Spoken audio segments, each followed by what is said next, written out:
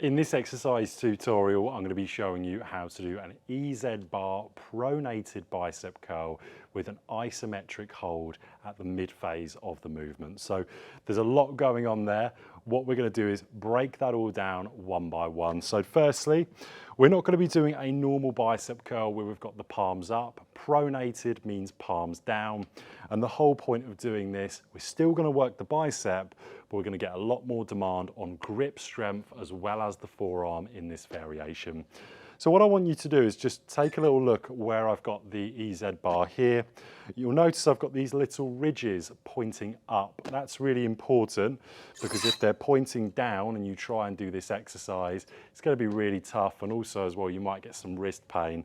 So get the ridges pointing up first.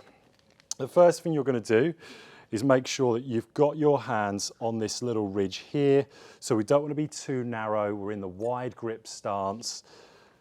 I'm going to straighten up my back, bring the weight up and bring my elbows into the sides. So you'll notice I've got that palm down grip position as opposed to palm up. My feet are hip width apart. I'm looking up, bracing my core.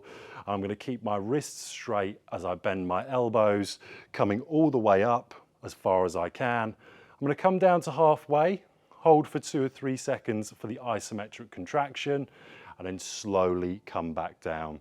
So that's coming up, doing that bicep curl action, but with palms facing down. I come down to halfway, 2 to 3 second hold, keeping those elbows into the sides, and then come back down. So this would be how to do a pronated bicep curl with that isometric contraction hold at the midpoint of the movement. Of course, you'd repeat that for your desired amount of sets and repetitions, and this is to get more emphasis within your grip and also the forearm muscles, but again, it still does work the bicep.